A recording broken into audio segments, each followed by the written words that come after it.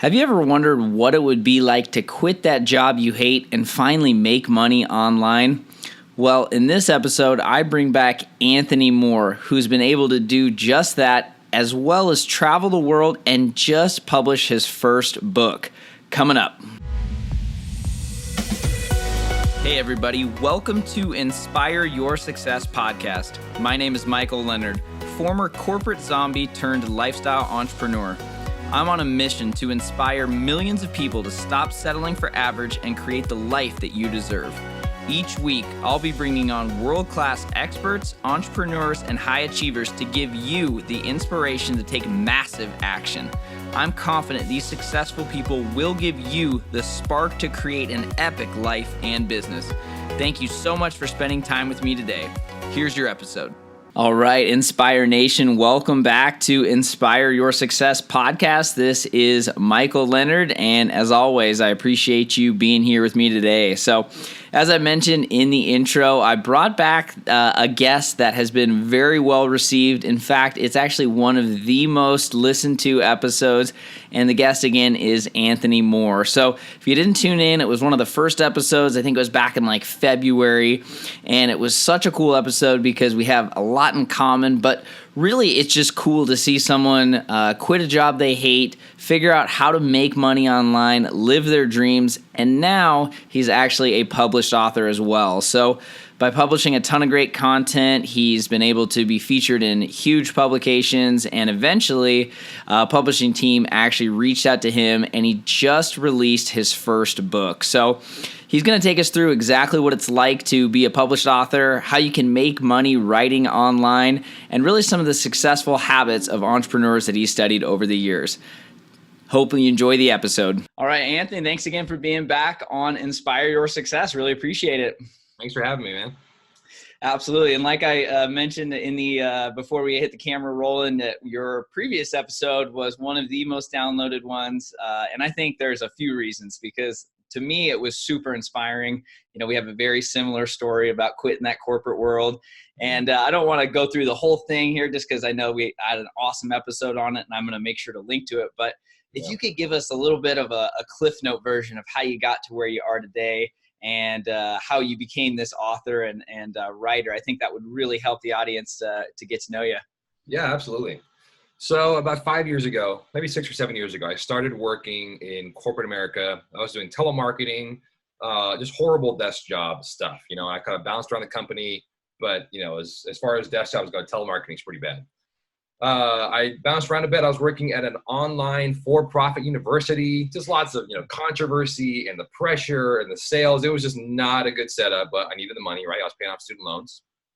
Eventually moved into more career services stuff, but again, just very high level corporate, mundane, boring kind of stuff, like all day. So my big dream was to be a writer. I'd been blogging the whole time, had no traction, nothing was working. I was doing everything I could think of, everything I was told to do, guest posting, social media, SEO, nothing was working.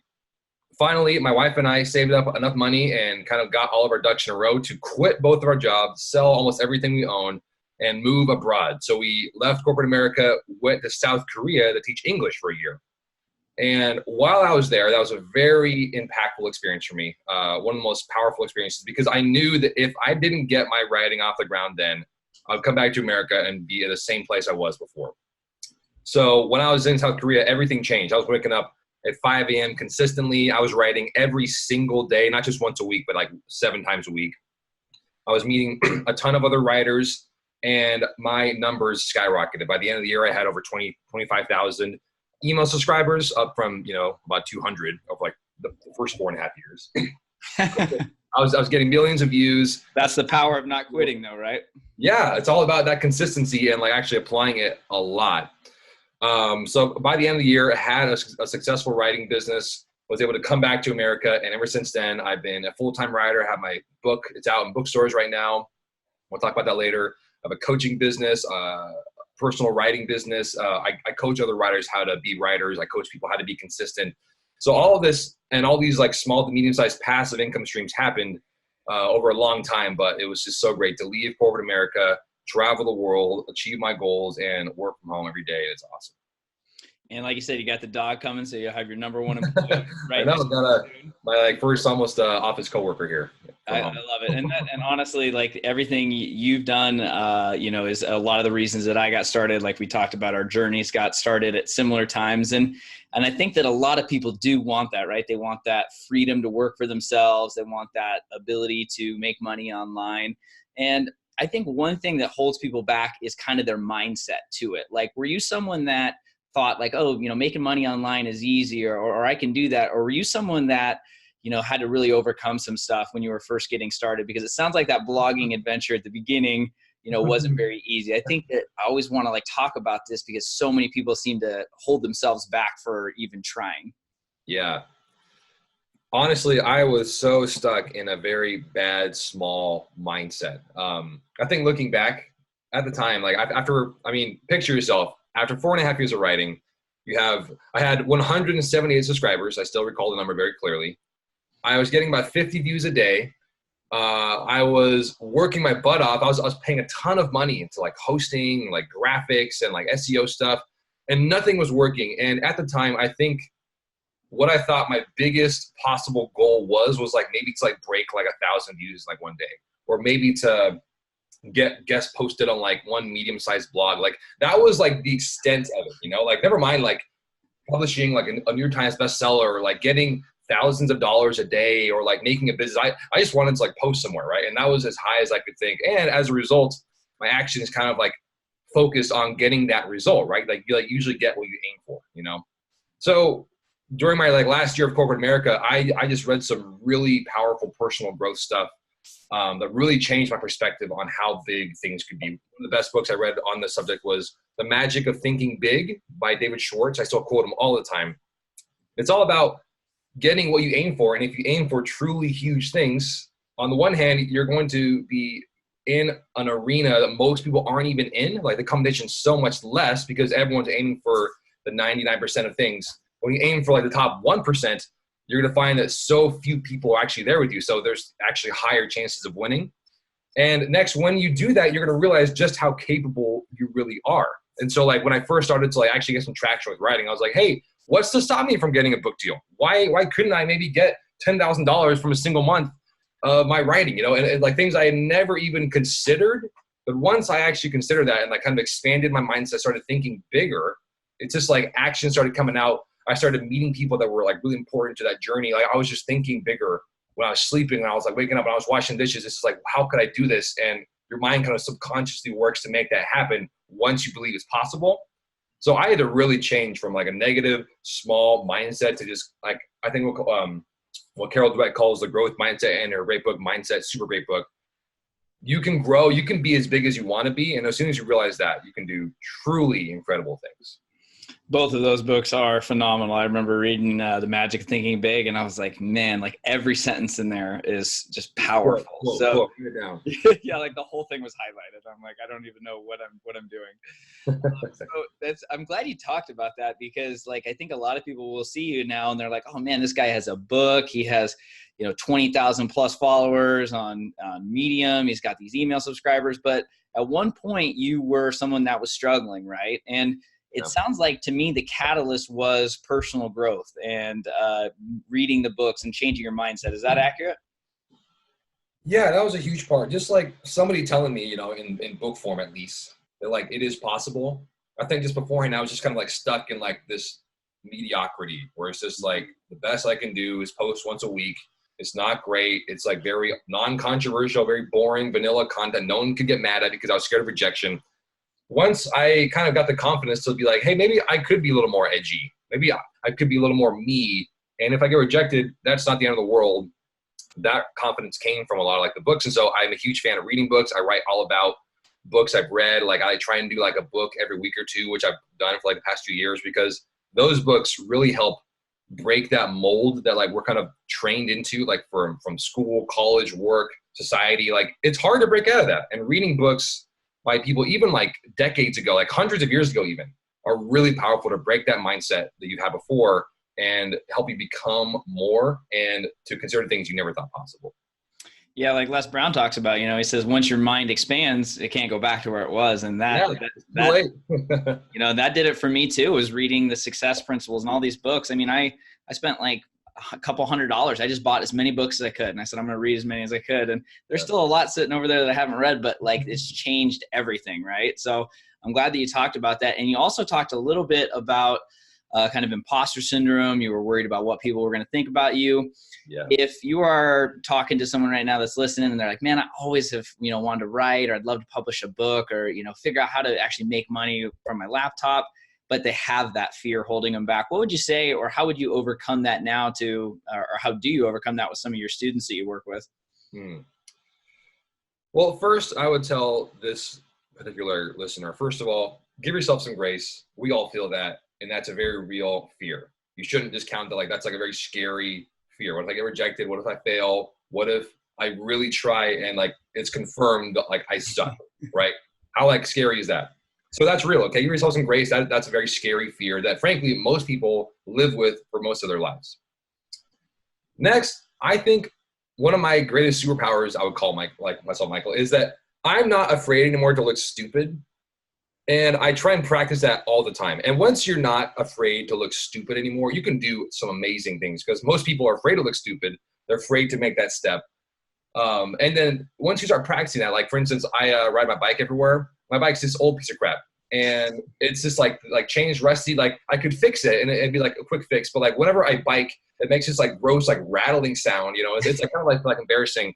But I want to keep this bike because it really trains me to like when I'm like biking past people, it's like, hey, this is kind of like embarrassing, but at the end of the day, it's not a big deal. And like learn how to like live with this, looking stupid, maybe looking embarrassing, like, hey, why does this guy's bike sound like it's gonna die and blow up, right? Do that all the time.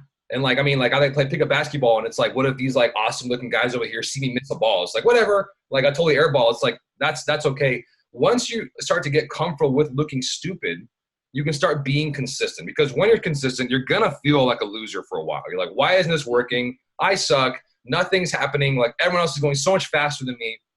But the truth is that's how everyone got to where they are today. Like anyone of notable success had to go through that kind of gap, and there's a great quote by Ira Glass, this great radio announcer. And he talks about just there's this gap between where you are now and where you want to be. And the only way to cross that gap is basically to just do a huge volume of work. If that means going to the gym a ton of times, or writing a ton of articles, or making a ton of podcasts, or whatever it is, you have to do a lot.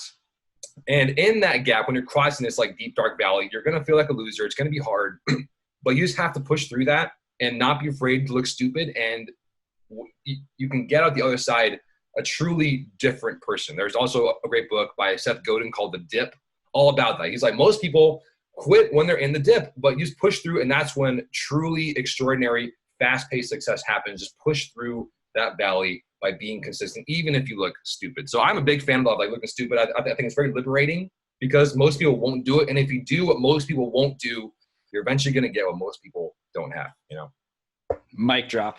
Could just end it right there. No, that's perfect. I mean, The Dip is so true. I've only read parts of that book, but I need to read that whole thing. So great. Yeah, that's great that you talked about. And do you think that there was a reason? Is it just like something we're ingrained with in society? Like, oh, I don't want to look stupid, or I want to try and impress everyone. Why do you think that you had that? And were you eventually just like, hey, I have to do this, or else like I'm going to go back to the real world? Or was that kind of your ultimatum that you had with yourself? Yeah. So for me, I just so desperately wanted to be my own boss. Like I just knew I didn't like working with people like as much. I didn't like having a boss. I went to a career coach when I was like in my early 20s, and like I asked her, I was like, hey, am I ever going to find a job I don't hate? Like that's like where my mindset was. So I really wanted it. And I knew that the only way to get there was to put in a ton of work, and I was going to like look stupid in the meantime, because like I didn't know what I was doing, but I knew that was the only way to get there. So I'm a huge fan of that. And like, just knowing how important it is to cross that valley, because most people won't do that. And whoever's listening right now, if you're in a place where you don't want to be, maybe you like want to open your own business, be an entrepreneur, lose weight, be more productive, whatever it is, you're at point A, you want to get to point B. And the only way to get to point B is by being consistent and doing a lot of work in the meantime. And like I said, frankly, I don't think most people are willing to do the work in most cases. So if you decide to be the person who wants to do the work, who's willing to look stupid when you're biking around with your like weird looking bike and like makes weird sounds, when you're like shooting basketballs and airballing in front of everybody. When you're willing to do that so that you can become better, that's when you become somebody who's truly someone to be reckoned with, who is going to achieve their goals. It's just a matter of time, you know? It's just a matter of time. Yes. Love that. And you talked about consistency a couple of times. I think you talked about it in the last interview too, and that kind of stuck with me. And when I reached out to you about, hey, how do I get back into Medium? I want to learn this. You just mentioned being consistent. So I want to talk about that, because being consistent with your blogging eventually led to you transitioning to Medium. And that's where you found a ton of success. You're one of the top rated writers on there, and you have a huge following, great articles. Can you talk about like how you would recommend a new writer to get started? Because there are a lot of ways you can be a freelance writer. You can have your own blog. You can do Medium, and probably 5 other ways I'm not thinking of. But can you talk about like what you would recommend and kind of how Medium has helped you catapult your success? Absolutely.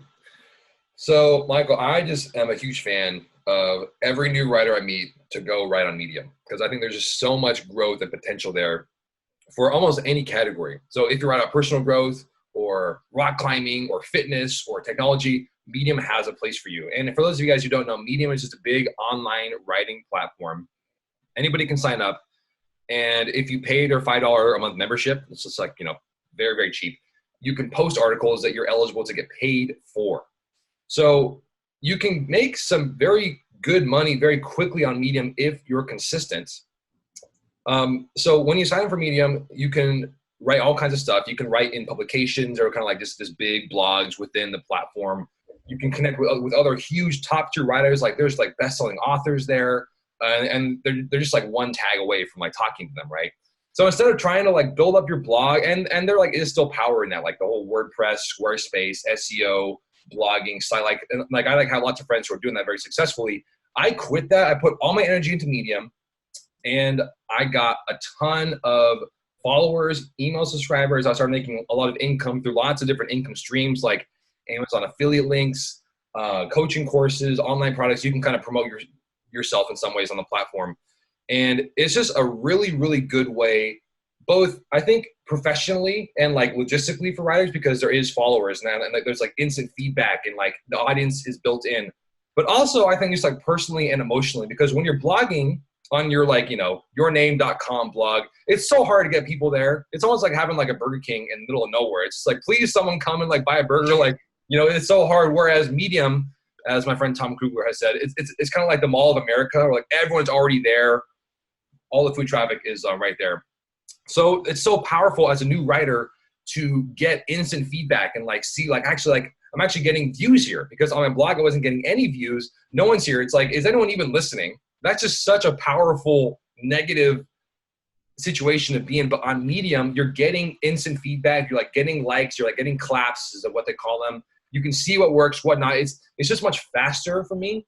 So if you were going to like write one blog or one post every day for 30 days on your personal blog versus Medium, I think you would see a huge spike in views on Medium instead, because you're not trying to get people to read your stuff. Like people are already there. Mm-hmm. So this seems much more intuitive. It's much more like forgiving and like easier. So you can keep writing on your blog, but if you're a new writer who wants to make money, get followers, earn income in like lots of different ways, I would definitely say go to Medium, because there's so much potential there. And honestly, a lot of writers still don't know about it. And it's just a really great platform to make money and get followers and get views very, very quickly. Yeah, the crickets thing is tough too, right? When you're just getting started in anything, like whether you're starting a podcast, you have like no listeners, or YouTube, you got no one watching. That's the hardest part, and that's kind of the diff that we were talking about earlier, right? And the same goes with writing. And I felt that when I started my blog. And it also was because I was not a very good writer, and I blogged about 9 things that were not related to more like Mike's journal than it was a blog. But yeah, no, I mean, I think that's a great idea. And you're right, Medium has that built-in audience. And I know you're way more familiar with the platform. Are they still growing like crazy? I mean, weren't they at like 100 million uniques or something like that?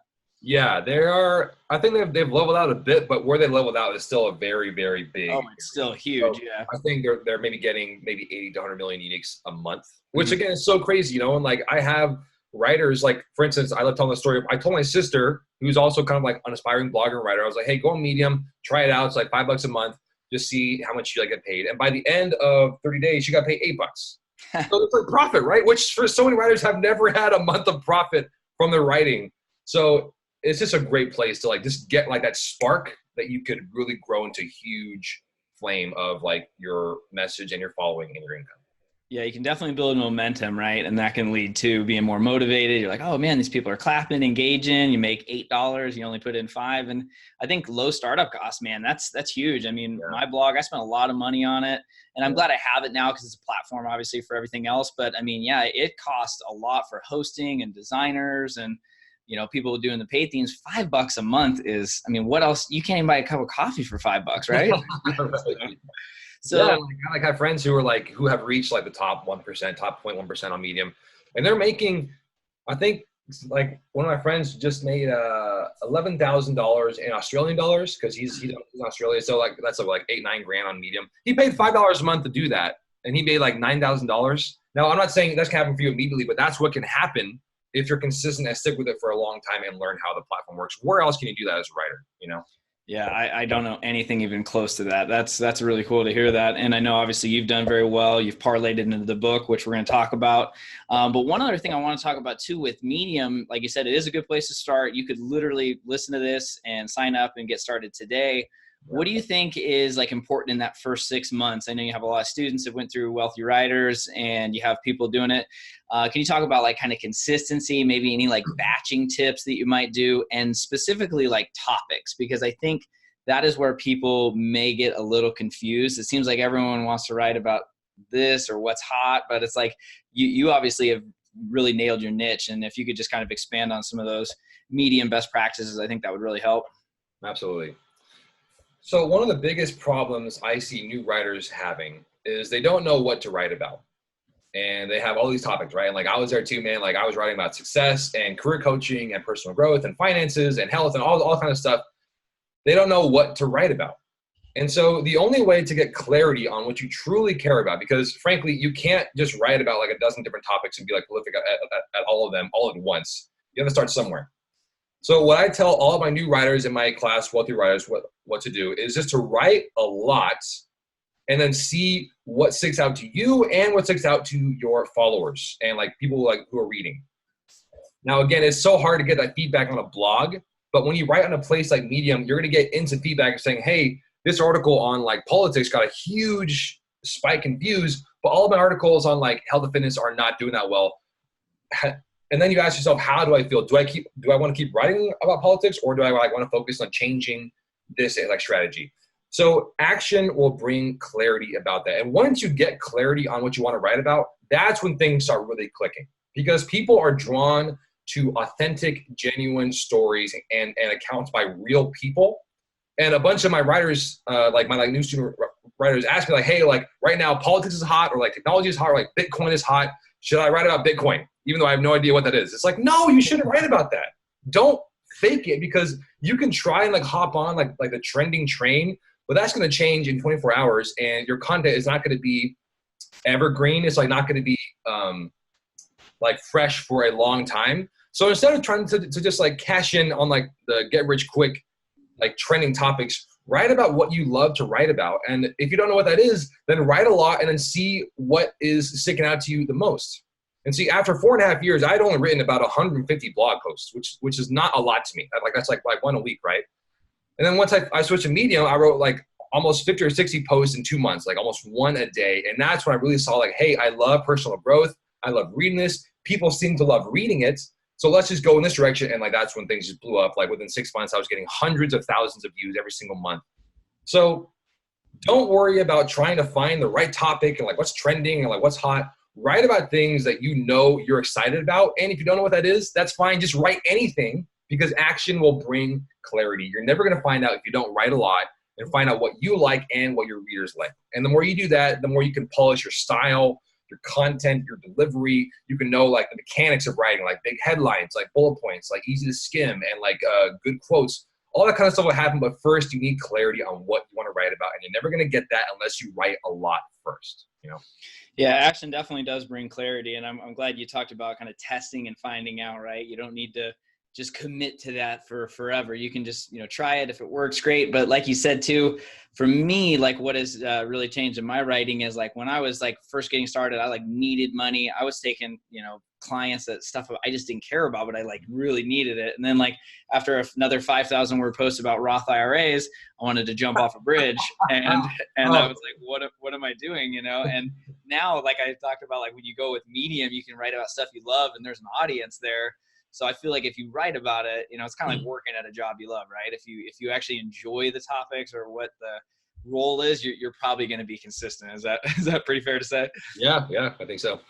And then how did you parlay all this into the book deal? Because I think this is cool. I've done a few self-published books, nothing crazy on that front, but I think a lot of people, have a story, whether it's their own life story or maybe a fiction book, nonfiction, there's a lot of topics out there. Self-publishing is an option. Like how did that all come about for you in your own writing journey? Yeah. So I got my first book deal within about 6 months of writing on Medium. Wow, 6 months. Yeah, 6 months later. That is amazing. Book deal. How many posts did you have published, and like how many followers were you already at? I probably had close to 100 posts by then. Okay. Which again, like I did in 6 months what took me to do in like 4.5 years. I was writing a ton. I learned what to do. For followers on Medium, I think I had about 10 to 15,000 in the first 6 months. Again, like there's great power in being consistent for just a few months at a time, right? Not saying like that'll happen right now, but you never know what's going to happen if you're consistent. So within 6 months, I had my first book deal. And contrary to most writers, my writing was getting so much exposure that my publisher came to me and offered me a book deal. I didn't write a proposal. I wasn't even looking for a book deal, but that is the power of creating this thing that you love, that you're like fully committed to, and that you stick to for a long time. People are going to come to you. Like I just love the quote by Steve Martin. He says, "Be so good I can't ignore you." So that was also a huge thing. I stopped focusing on other writers, on guest posting, on like being as good as them. I was like, forget that. I'm going to be as best as I can be for as long as I can be. Go. And so 6 months after that, I had hundreds of thousands of views every single month. I was getting tens of thousands of followers. The publisher approached me. So on the one hand, I can't really speak to like how you can pitch publishers and like make your proposal because I didn't do that. They came to me.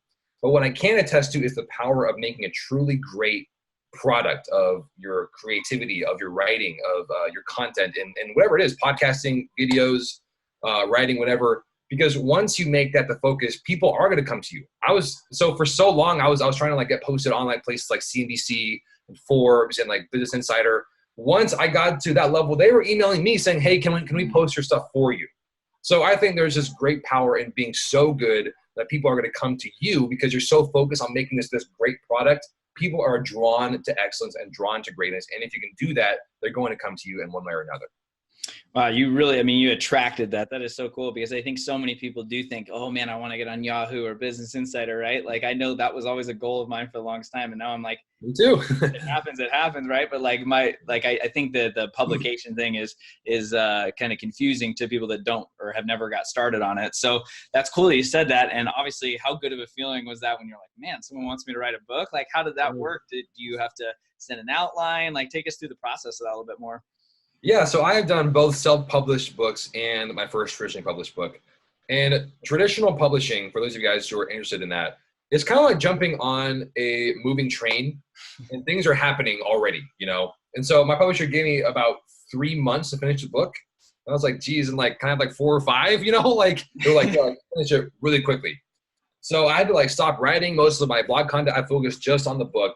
So traditional publishing is a business and they need the content really quickly. So know that you're not going to have years to like tweak and polish and make perfect. You have to write it and then go from there. So I had a few months to write it, but then there was this like long period of like the marketing and like creating phase so I finished the book and the book released almost just over a year later. And like the whole time I was just like waiting because they were focusing on creating the cover and like me getting testimonials and like endorsements. they work a lot with like the big names like Barnes and Noble and Amazon and like Target, and like seeing what their schedule is like. So it's not as you're not as in control as you would be as if you were doing self-publishing, which is fine. That's just how it works. There's a lot of credibility in the books. Also, for people who think that writing books is going to be the way to make a ton of money, I don't want to burst your bubble, but there's not a lot of money in writing books. And I talked to like a lot of authors, a lot of best-selling authors who have told me the same thing. And they said maybe like the top 0.5% of authors, you know, like are going to make enough to make a living. But books, traditionally, you get maybe 10 to 15% of a cut for every hardback sold, which isn't a lot, right? Mm. You can make a lot more doing self-publishing. But books, in my opinion, aren't so much about the money as they are to spread your message, to get credibility, to like say, hey, I'm an author in this field. That's really powerful. But there's a lot of other things going on behind the scenes of like business, marketing, scheduling, getting connections with like big name publishers. That's happening in the background. So once you write the book, which is it's like crazy few months after that, you might wait a while for things to move because you're not in control of what everyone else is doing, you know? Pretty cool to come full circle though, right? I mean, books, like you said, really catapulted and changed your life. And now your book, I'm sure will do that to people. I mean, that's what really got me into writing as well, is like, I was reading this Tony Robbins book, even though he doesn't write his own books, I know, but you know, like I'm reading all these books. I'm like, man, this is the impact that I want to have on others, the way it makes me feel. And to know that you're doing that, that has to be amazing. So tell us more about what the book is about. Like, do they give you a theme, or is it like based on any of your articles, and, you know, what that process was like? Because, you know, 3 months to write a book, I'm not sure how long it is, but obviously, you know, that's some commitment to get it all wrapped up by then.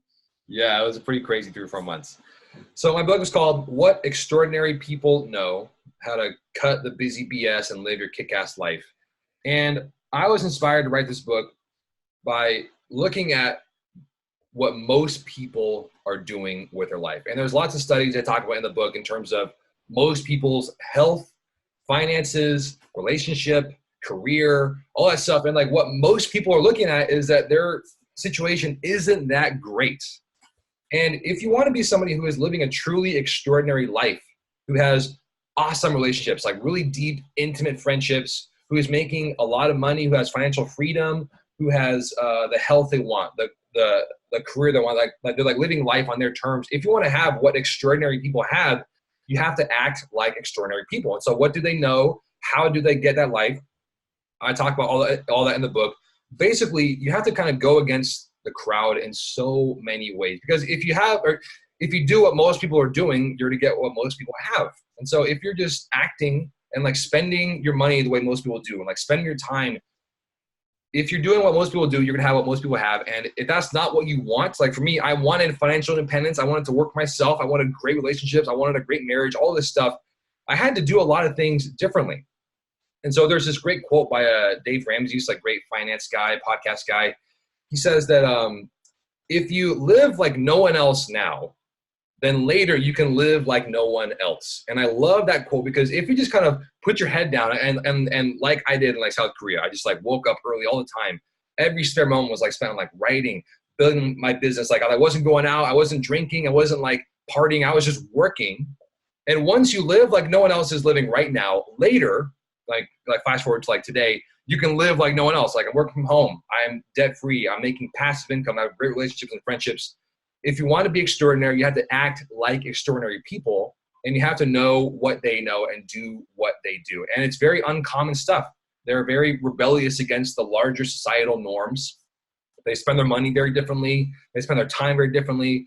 And once you start doing these things, and like they're like very simple, practical ways of doing that, you're going to see huge, extraordinary results very quickly. And that's what the book's about.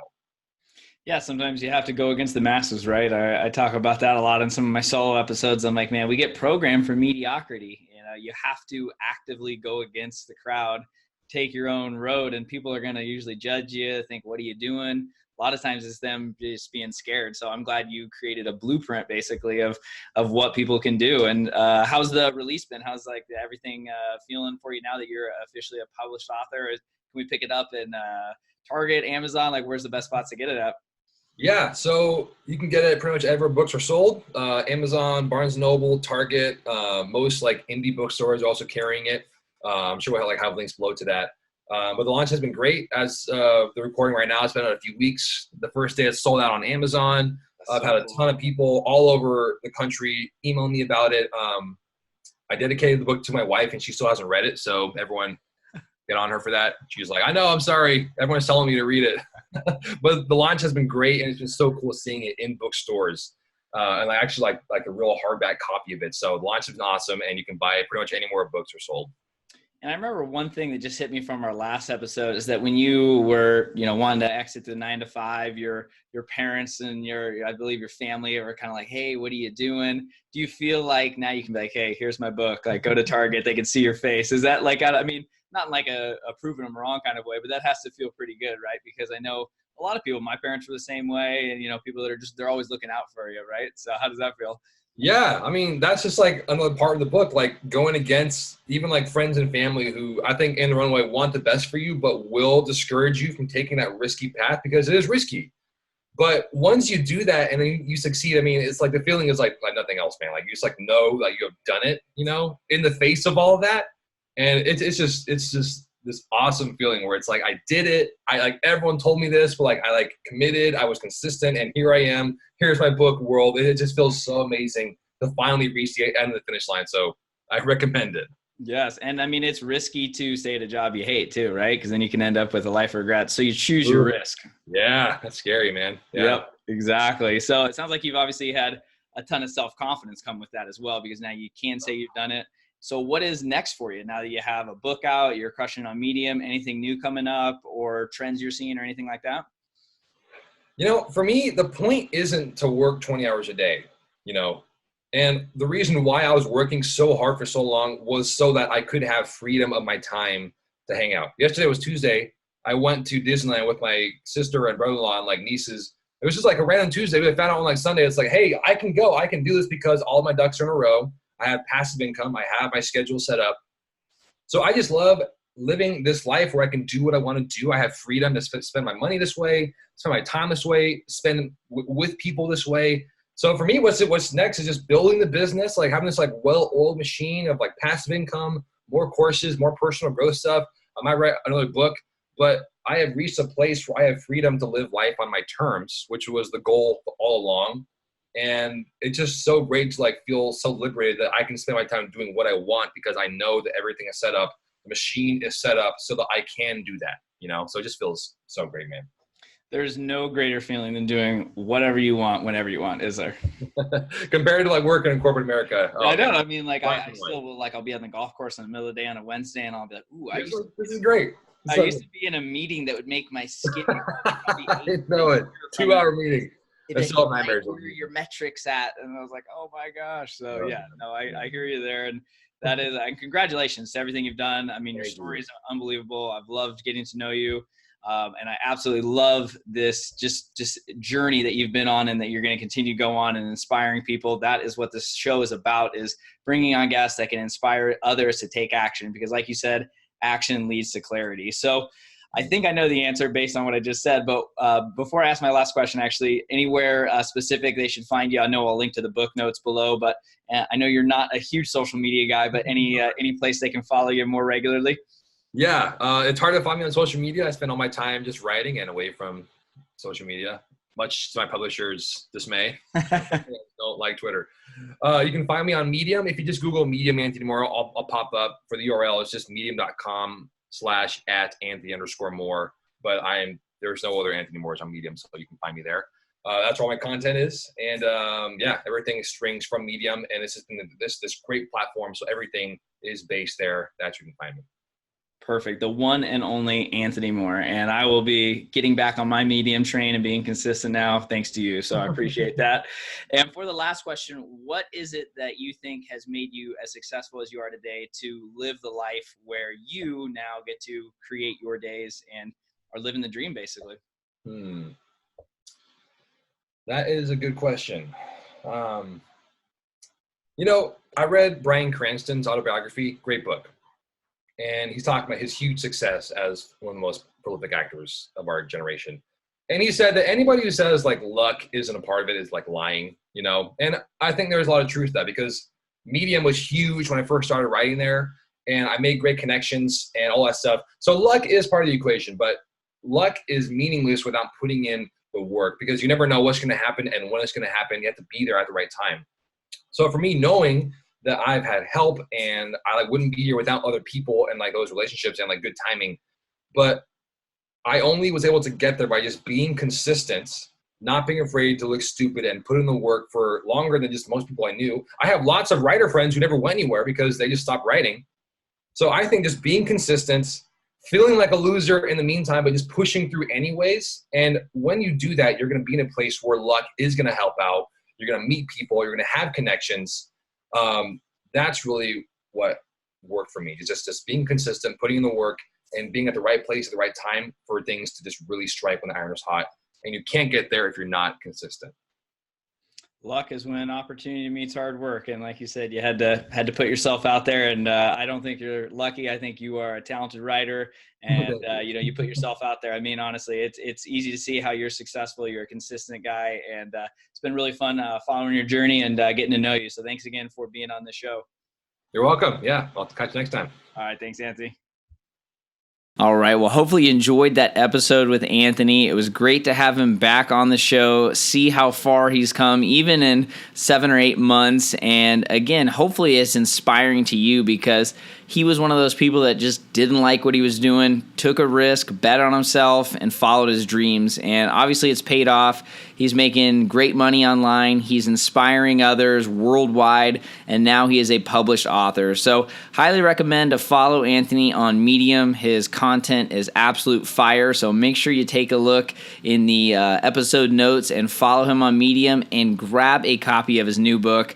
His journey has been very inspirational, and it's just really cool to see someone go after their dream. If you want to make money writing online and you have no idea where to start, again, I want to help you. I have a course. I have one-on-one coaching options. I have a ton of content on YouTube and tons of blog posts. So if I can help you, please let me know. Take a look at the show notes in there. Again, freelance writing has allowed me to never go back to that 9 to 5, and I'm expected actually to make more money than I ever did in a single month when I was working at that job in only about 2.5 years since quitting. So it's been a pretty wild journey. Again, I want to be really transparent with all you guys and share my wins, my losses, but freelance writing, I think, is one of the best online side hustles for 2019 and beyond. So if you have any questions on that, again, make sure to take a look at all the resources in the show notes. I have blog posts, YouTube videos, courses, coaching, and so much more. So if you have any specific questions, you can always email me, michael@inspireyoursuccess.com. Well, thank you again for listening. I appreciate you being here as always. Hopefully you enjoyed that episode with Anthony. And until next time, I hope you have an epic day.